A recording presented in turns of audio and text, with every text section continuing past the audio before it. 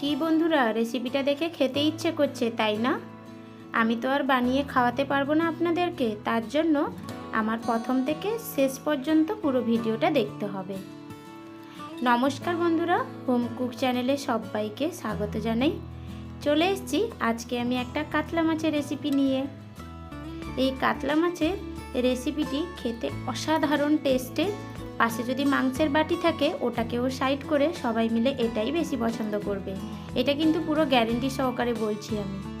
তবে চলো পুরো ভিডিওটি তার জন্য প্রথম থেকে শেষ অবধি দেখতে হবে। আর যারা আমার চ্যানেলে এখনও নতুন বন্ধু তাদেরকে বলি আমার চ্যানেলটিকে সাবস্ক্রাইব করে নেবেন আর পাশে থাকা বেল আইকনটা প্রেস করে নেবেন। যখন কোনো আমি রেসিপির আপলোড দেব তখন কিন্তু নোটিফিকেশানটা খুব জলদি পেয়ে যাবে, আর অপেক্ষা করার কোনো দরকার নেই। তবে চলো ফটাফট আমি রেসিপিটা বানিয়ে দেখাই। আজকে আমি রেসিপিটি কেমন বানাচ্ছি। প্রথমে আমি এখানে দুটো মিডিয়াম সাইজের আলু ভালো করে ছাড়িয়ে ধুয়ে ফালি করে কেটে নিয়েছি। আর নিয়েছি বড় বড় সাইজের কাতলা মাছ, কিন্তু ভিডিওতে দেখে মনে হচ্ছে ছোট ছোট, কিন্তু না, একদম বড় বড় কাতলা মাছের পেটি নিয়েছি। আর নিয়েছি কয়েকটা শাক পাতা, সেটা কিন্তু পরে বলবো কী কী নিয়েছি, এমনিতে দেখতেই পেয়ে গেছো। প্রথমে আমি মাছগুলোকে ম্যারিনেশন করে নেব। তার জন্য বড় বড় সাইজের কাতলা মাছের পেটি নিয়েছি। আর দিয়ে দিলাম হাফ টিস্পুনের মতো নুন আর হাফ টিস্পুনের মতো হলুদ গুঁড়ো আর সামান্য একটু লঙ্কার গুঁড়ো। এবার মাছগুলোকে আমি হাতের সাহায্যে ভালো করে মেখে নেব। মাছগুলোকে আমি একদম ভালো করে মাখিয়ে নিয়েছি নুন, হলুদ আর লঙ্কার গুঁড়োটা। এবার ম্যারিনেশন করার জন্য 10 মিনিটের মতো মাছগুলোকে সাইডে রেখে দেবো। এবার একটা মশলা বানিয়ে নেব। তার জন্য নিয়েছি পেঁয়াজ, রসুন, টমেটো আর আদা, কয়েকটা কাঁচা লঙ্কা। লঙ্কাটা স্বাদ বুঝে দেবেন। আর নিলাম একটা মিক্সিং জার, তাতে আমি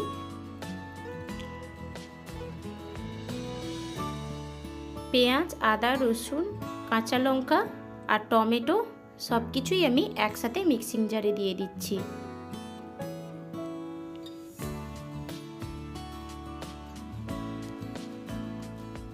আর দিচ্ছি ওই যে শাক পাতার কথা বলছিলাম, ওটা হলো ধনে পাতা। কয়েকটা ধনে পাতা একদম ডান্ডি সমেতই ধুয়ে আমি দিয়ে দিয়েছি। আর দিয়ে দিলাম কয়েকটা পুদিনা পাতা। এবার এখানে আমি জল ইউজ করব না, এইগুলোকে একসাথে একটা স্মুথ পেস্ট করে নেব। দেখতেই পাচ্ছেন ভালো করে স্মুথ পেস্ট করে নিয়েছি একদম। এবার আমি মেন রান্নার কাছে চলে যাচ্ছি। গ্যাসে একটা কড়াই বসিয়ে নিয়েছি। এবার গ্যাসের ফ্লেমটা হাইতে করে দিয়ে দিলাম 2 টেবিল স্পুনের মতো তেল। আর দিলাম 1 চিমটির মতো হলুদ গুঁড়ো। হলুদ গুঁড়োটা আমি এই জন্য দিলাম কারণ অনেক সময় কি হয়, আমরা যখন মাছটা ভাজা করি তখন কড়াইতে কি হয়, চিপকে যায়, মাছগুলো কামড়ে থাকে। তো এই হলুদটা দিয়ে দিলে মাছটা আর কামড়ে থাকবে না, আর মাছ ভাজার সময় তেলটাও গায়ে ছিটকে আসবে না। এবার খুন্তির সাহায্যে তেল আর হলুদটাকে আমি ভালো করে মিক্স করে নিয়ে এদিক ওদিক কড়ার চারিদিকে লাগিয়ে দিলাম। আর যে ম্যারিনেশন করে রাখা মাছগুলো এক এক করে দিয়ে দিচ্ছি। সমস্ত মাছগুলো আমি দিয়ে দিয়েছি। গ্যাসের ফ্লেমটা কিন্তু হাইতে করে মাছের এক পিঠ লাল লাল করে ভেজে নিয়েছি। এবার উল্টে দিলাম আবার অপর দিক করে। আবারও আমি 2 থেকে 3 মিনিটের মতো হাই ফ্লেমে রেখে মাছগুলোকে ভালো করে ভেজে নেব। মাছগুলো ভালোভাবে ভাজা হয়ে গেছে। এবার আমি একটা প্লেটে তুলে নিচ্ছি।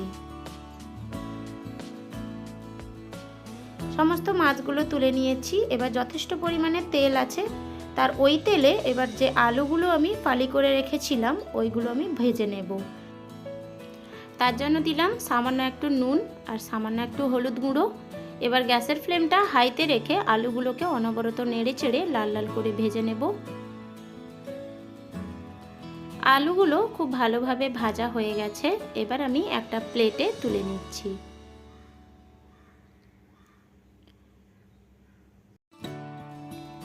সমস্ত আলুগুলোকে ভেজে নিয়েছি। এবার তুলে নিচ্ছি একটা প্লেটে। আর যথেষ্ট পরিমাণে তেল আছে, আমি ওই তেলেই রান্না করব। এবার তার জন্য দিয়ে দিলাম কয়েকটা গোটা গরম মশলা ফোড়নে, একটা এলাচ, 2টো দারচিনির টুকরো আর সামান্য একটু জয়িত্রী আর 2টো গোলমরিচ। এবার হাফ টিস্পুন জিরেও আছে। আর হালকা একটু নেড়ে চেড়ে সুন্দর একটা গন্ধ বেরোলে তারপরে আমি দিয়ে দেব হাফ টিস্পুনের মতো হলুদ গুঁড়ো। আর হাফ টিস্পুনের মতো লঙ্কা গুঁড়ো। লঙ্কা গুঁড়োটা স্বাদ বুঝে দেবেন, যেহেতু আমি মশলা বাটার সময় ওখানেও দিয়েছিলাম 4টে কাঁচা লঙ্কা।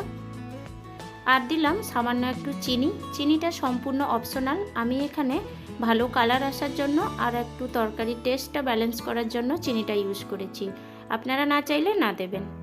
এবার দিয়ে দিলাম যে স্মুথ পেস্ট করে রেখেছিলাম যে মশলাগুলো, ওটাই আমি দিয়ে দিলাম। এবার কন্টিনিউয়াসলি নেড়ে চেড়ে মিডিয়াম ফ্লেমে মশলাটাকে 2 থেকে 3 মিনিটের মতো কষিয়ে নেব। 2 থেকে 3 মিনিট হয়ে গেছে, মশলাটাকে আমি ভালোভাবে কষিয়ে নিয়েছি। এবার দিয়ে দিলাম হাফ টিস্পুনের মতো নুন। আবারও আমি 2 মিনিটের মতো লো ফ্লেমে মশলাটাকে কষিয়ে নেব।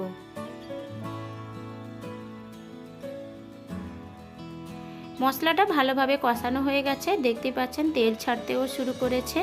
এবার আমি যে মশলাটা ওই বাটিটাতে একটু লেগেছিল ওইটা ধুয়ে সামান্য একটু জল অ্যাড করে দিলাম। এবার সমস্ত উপকরণগুলিকে ভালো করে আমি মিক্স করে নিলাম। এবার গ্যাসের ফ্লেমটা মিডিয়ামে রেখে আমি ঢাকনা দিয়ে 2 মিনিটের মতো রেখে দেব।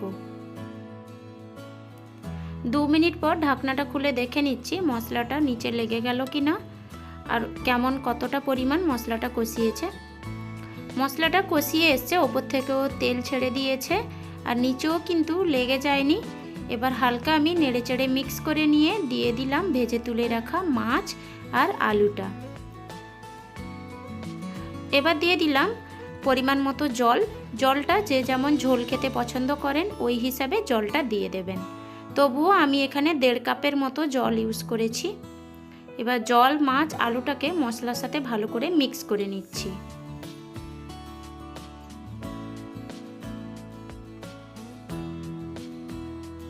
ভালোভাবে মিক্স করে নিয়েছি। এবার গ্যাসের ফ্লেমটা মিডিয়ামে রেখে আমি 5 মিনিটের মতো আবারও ঢাকনা দিয়ে রেখে দেব, কারণ আলুগুলোও সেদ্ধ হওয়ার আছে।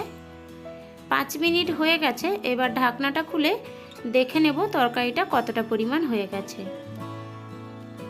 তরকারিটা প্রায় হওয়ার পথে। এবার দিয়ে দিলাম ওপর থেকে আমি হাফ টিস্পুনের মতো গরম মশলা গুঁড়ো। আর এখানে কিন্তু ধনেপাতা কুচিও ইউজ করতে পারেন, আমি যেহেতু মশলাটা বাটার সময় দিয়েছি ধনেপাতা, তাই আর এখন আর দিলাম না। এবার গ্যাসের ফ্লেমটা এই পর্যায়ে একদম লোতে করে নেব। আর যে গরম মশলাটা উপর থেকে দিয়েছিলাম সেটাও হালকা নেড়ে চেড়ে তরকারির সাথে মিক্স করে নিলাম। বন্ধুরা দেখতেই পাচ্ছেন রেসিপিটা কত সুন্দর হয়েছে।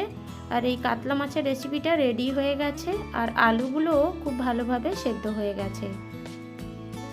এবার আমি একটু টেস্ট করে দেখে নিচ্ছি তরকারিটা একদম নুন মিষ্টি সবটা ঠিকঠাক আছে কিনা। সব কিছুই ঠিকঠাক আছে। এবার রান্না সম্পূর্ণ রেডি হয়ে গেছে। এবার গ্যাসের ফ্লেমটা অফ করে এবার একটা প্লেটে আমি তরকারিটা ঢেলে নিচ্ছি। এবার গরম ভাতে সকলের সাথে পরিবেশন করুন। আমার মতো এই রেসিপিটি একবার করে বানিয়ে দেখুন, আশা করি সবার খুবই ভালো লাগবে। আর গ্যারেন্টির সাথে বলছি, পাশে যদি মাংসের বাটি থাকে সবাই ওটাকে সরিয়ে এটাকেই বেশি পছন্দ করবে। আর রেসিপি ভালো লাগলে আমার ভিডিওতে একটা লাইক করে দেবেন আর সকলের সাথে শেয়ার করার অনুরোধ রইল। আর একদম ভালো লাগলে চ্যানেলটিকে সাবস্ক্রাইব করে পাশে থাকবেন। দেখা হচ্ছে পরের একটি ভিডিওতে।